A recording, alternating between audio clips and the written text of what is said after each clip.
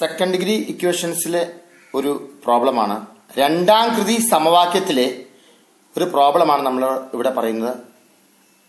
അല്പം ഇൻഡയറക്റ്റ് ആയിട്ടുള്ള ഒരു പ്രോബ്ലമാണ്.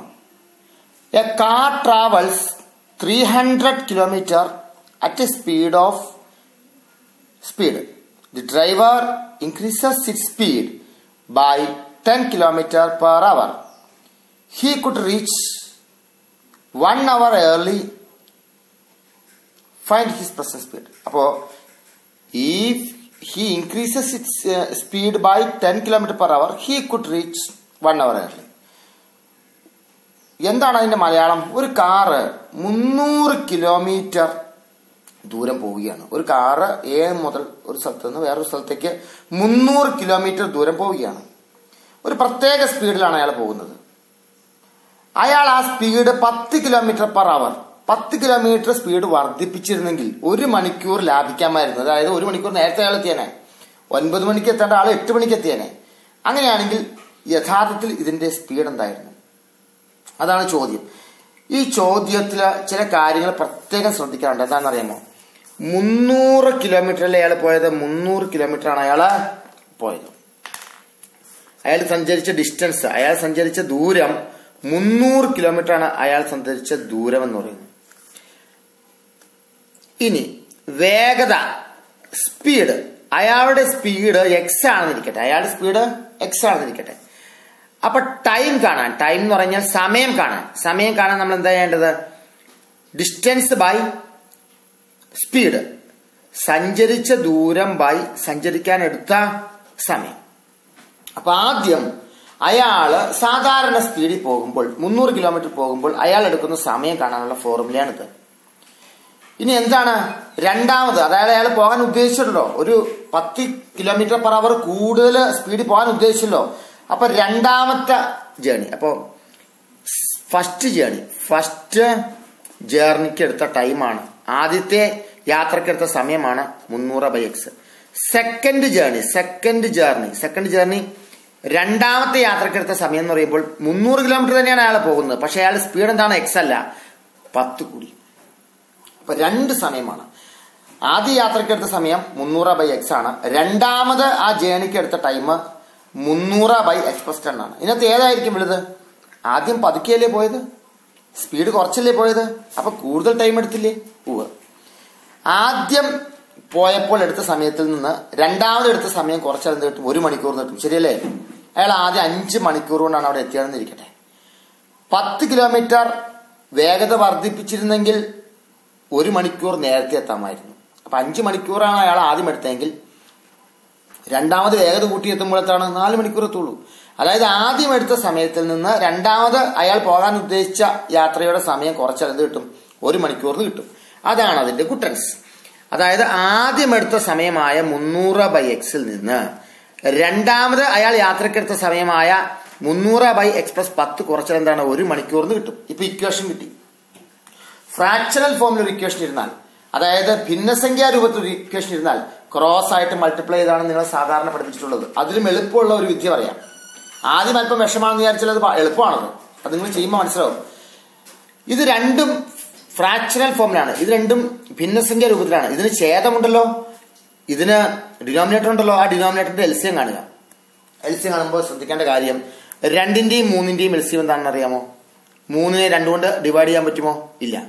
അപ്പോൾ ഗുണിച്ചു വെക്കുക, അതാണ് എൽസിയം. 6 ആണ് എൽസിയം. 2ന്റെയും 8ന്റെയും എൽസിയം കാണാൻ എന്ത് ചെയ്യണം? 8നെ 2 കൊണ്ട് ഡിവൈഡ് ചെയ്യാൻ പറ്റുമല്ലോ. അപ്പോ വലുതാണ് എൽസിയം. അപ്പോ വലുതിനെ ചെറുതുകൊണ്ട് ഡിവൈഡ് ചെയ്യാമെങ്കിൽ വലുത് എൽസിയം. ഡിവൈഡ് ചെയ്യാൻ പറ്റില്ലെങ്കിൽ ഗുണിച്ച് വെച്ചാൽ എൽസിയം. ഇവിടെ അതൊന്നും ആവശ്യമില്ല. എക്സും x+10ഉം. x+10നെ x കൊണ്ട് ഡിവൈഡ് ചെയ്യാൻ പറ്റില്ല. 2x വേണം x കൊണ്ട് ഡിവൈഡ് ചെയ്യാം. അപ്പൊ 2x/x=2. പക്ഷെ x+10നെ x കൊണ്ട് ഡിവൈഡ് ചെയ്യാൻ പറ്റില്ല. അപ്പൊ ഇത് രണ്ടും കൂടെ മൾട്ടിപ്ലൈ ചെയ്യുമ്പോൾ അതാണ് എൽസിയം. അപ്പൊ ഇതിന്റെ എൽസിയം കാണുക. എൽസിയം എത്രയാണ്? x × x+10. എല്ലാത്തിനും എൽസിയം കൊണ്ട് ഗുണിക്കുക. അതായത് 300/xനെയും എൽസിയം കൊണ്ട് ഗുണിക്കുക, മൾട്ടിപ്ലൈ ചെയ്യുക. 300/x+10നെയും എൽസിയം കൊണ്ട് മൾട്ടിപ്ലൈ ചെയ്യുക. അപ്പുറ കിടക്കണ 1നെയും എൽസിയം കൊണ്ട് മൾട്ടിപ്ലൈ ചെയ്യുക. എളുപ്പമാണ്. ഇതും വെട്ടിപ്പോയി കണ്ടോ. ബാക്കിയുള്ള എടുത്ത് എഴുതാം. എന്താണ് ബാക്കിയുള്ളത്? 300 × x+10 കേട്ടോ. ഇനി ഇതും വെട്ടിപ്പോയി. ബാക്കി എന്താ 300x. ഇത് 1 ഇൻറ്റു ഇത് 1 ഇൻറ്റു ഇതാണെങ്കിൽ ഇത് തന്നെയാണ്. അപ്പോൾ ഒന്ന് പോട്ടെ. x into X X square x into 10 plus 10x. അത് ഗുണിച്ച് പുറത്തേക്ക് ഇട്ടു. 1 കൊണ്ട് ഗുണിച്ചാൽ അതല്ലേ ഇട്ടുള്ളൂ. അപ്പോൾ എക്സ് ഉള്ളൂ. എക്സ് കൊണ്ട് എക്സിനെ ഗുണിച്ചാൽ എക്സ് സ്ക്വയർ, എക്സിനെ 10 കൊണ്ട് ഗുണിച്ചാൽ 10x. ഇനി ഇതെല്ലാം ഗുണിച്ച് പുറത്തിറക്കാം, മൾട്ടിപ്ലൈ ചെയ്ത് പുറത്തിറക്കാം. 300 ഇൻറ്റു എക്സ് 300x. ഇങ്ങനെ 300 ഇൻറ്റു 10 പ്ലസ് 3000 മൈനസ് 300x. ഇതെല്ലാം ഇങ്ങോട്ട് കൊണ്ടുവരാം. Minus X square minus 10x സമം 0. ഇനി ചെറുതാക്കാം. മൈനസ് എക്സ് സ്ക്വയർ അവിടെ നിൽക്കട്ടെ, മൈനസ് എക്സ് സ്ക്വയർ അവിടെ നിൽക്കട്ടെ. Minus X square minus 300x plus 300x 0 ആയിപ്പോയി. പിന്നെന്താണ് മൈനസ് 10x ഉണ്ട്, മൈനസ് 10x അവിടെ നിൽക്കട്ടെ. പിന്നെന്തുണ്ട് 3000 ഉണ്ട്, പ്ലസ് 3000 ഉണ്ട്, പ്ലസ് 3000 അവിടെ നിൽക്കട്ടെ. ഒരു ഇക്വേഷൻ കിട്ടിയാൽ, ഒരു ക്വാഡ്രാറ്റിക് ഇക്വേഷൻ കിട്ടിയാൽ, ഒരു രണ്ടാം കൃതി പോളിനോമിയൽ, രണ്ടാം കൃതി സമവാക്യം കിട്ടിയാൽ, ഒരു സെക്കൻഡ് ഡിഗ്രി ഇക്വേഷൻ കിട്ടിയാൽ അത് സോൾവ് ചെയ്യുന്നതിന് മുമ്പ് എക്സ് സ്ക്വയറിന് എപ്പോഴും പ്ലസ് ആയിരിക്കണം. എക്സ് സ്ക്വയറിന്റെ സൈൻ മാറ്റിക്കൊള്ളണം. എല്ലാത്തിന്റെ സൈൻ മാറ്റും. എക്സ് സ്ക്വയറിന്റെ സൈൻ പ്ലസ് ആക്കാൻ വേണ്ടിയാണ്. എക്സ് സ്ക്വയറിന്റെ സൈൻ മാറ്റി, ഇതിന്റെ സൈൻ മാറ്റി, ഇതിന്റെ സൈൻ മാറ്റി. ഒരു ഇക്വേഷൻ കിട്ടി. ഈ ഇക്വേഷൻ കിട്ടിയെങ്കിൽ അതിനെ നമുക്ക് കംപ്ലീറ്റിംഗ് ദി സ്ക്വയർ ഉപയോഗിച്ച് ചെയ്യാം, വർഗം പൂർത്തിയാക്കൽ. അപ്പോൾ എക്സ് സ്ക്വയർ പ്ലസ് 10x സമം 3000 അങ്ങോട്ട് കൊണ്ടുപോയി. ഇനിയോ എക്സ് സ്ക്വയർ പ്ലസ് 10x, ഈ എക്സിന്റെ കോയഫിഷ്യന്റ്, എക്സിന്റെ ഗുണോത്തരത്തിന്റെ പകുതിയുടെ സ്ക്വയർ. എക്സിന്റെ ഗുണോത്തരം, എക്സിന്റെ കോയഫിഷ്യന്റ് 10 ആണ്, അതിന്റെ പകുതി 5. അതിന്റെ സ്ക്വയർ അപ്പുറയും ഇപ്പുറയും കൂട്ടണം. അതിന്റെ സ്ക്വയർ ഇരുവശത്തും കൂട്ടണം. അതാണ് വർഗം പൂർത്തിയാക്കൽ, അല്ലെങ്കിൽ കംപ്ലീറ്റിംഗ് ദി സ്ക്വയർ. ഈ എക്സ് ഉണ്ടല്ലോ, എക്സിന്റെ കോയഫിഷ്യന്റ് നോക്കുക 10, എക്സിന്റെ ഗുണോത്തരം 10, അതിന്റെ പകുതി 10ന്റെ പകുതി 5, 5ന്റെ സ്ക്വയർ അപ്പുറയും ഇപ്പുറയും കൂട്ടുക.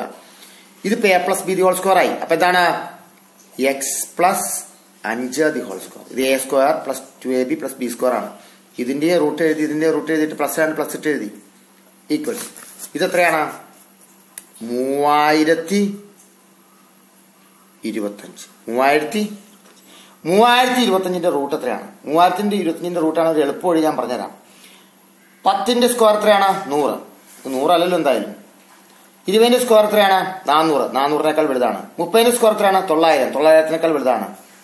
50ന്റെ സ്ക്വയർ എത്രയാണ്? 2500. അപ്പൊ 50ന് മുകളിലുള്ള സംഖ്യയാണ്. 60ന്റെ സ്ക്വയറോ 3600. അത്ര ഇല്ലല്ലോ. അപ്പൊ 50ന് മുകളിലുള്ള സംഖ്യയാണ്. അപ്പൊ 5ൽ തുടങ്ങുന്നു. 50ന്റെ സ്ക്വയർ 2500, അതിനേക്കാൾ വലിയ സംഖ്യയാണിത്. എന്നാൽ 60ന്റെ മുകളിലുള്ള അല്ല. 60ന്റെ മുകളിലുള്ളതാണ് 60ന്റെ സ്ക്വയർ 3600, അത്ര ഇല്ല. അപ്പൊ 50ന് മുകളിലുള്ള സംഖ്യ അവസാനം 5ൽ അവസാനിച്ച കാരണം എന്താണ്? 5ൽ അവസാനിക്കുന്ന ഒരു സംഖ്യയുടെ സ്ക്വയർ ആയിരിക്കും. കാരണം 5ൽ അവസാനിക്കുന്ന 5ന്റെ സ്ക്വയർ മാത്രമേ 5ൽ അവസാനിക്കുന്നുള്ളൂ. അപ്പൊ 3025.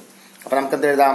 ഈ എക്സ് പ്ലസ് 5 സമം പ്ലസ് ഓർ മൈനസ് 55. റൂട്ട് എടുത്തു, ഇത് ഇരുവശത്ത് റൂട്ട് എടുത്തു. ഇതിന്റെ റൂട്ടായപ്പോ സ്ക്വയർ പോയി, ഇതിന്റെ റൂട്ടായപ്പോഴോ 55. ഇനി ചെയ്യാം. X plus 5 equals 55. ഈ പ്ലസ് 55 ചെയ്യാം, 55. അപ്പോ എക്സ് സമോ 55 മൈനസ് 5 സമം 50. ഇനി എക്സ് പ്ലസ് 5 ഈക്വൽസ് മൈനസ് 55 ചെയ്യാം. അപ്പൊ എക്സ് ഈക്വൽസോ minus 55 minus 5 equals minus 60. Minus speed minus ആവില്ല, അല്ലെങ്കിൽ സമയം മൈനസ് ആവില്ല, അല്ലെങ്കിൽ സ്പീഡ് മനസ്സാവില്ല, വേഗതയിൽ കാണേണ്ടത്. അപ്പൊ മൈനസ് വേണ്ട, പ്ലസ് എടുക്കാം. അപ്പൊ എന്താണ് 50 കിട്ടി. അപ്പൊ 50 കിലോമീറ്റർ സ്പീഡിലാണ് അയാൾ ആദ്യം പോയിക്കൊണ്ടിരുന്നത്. മനസ്സിലായെന്ന് വിചാരിക്കുന്നു. അല്പം സ്പീഡിനാണ് പഠിപ്പിച്ചത്.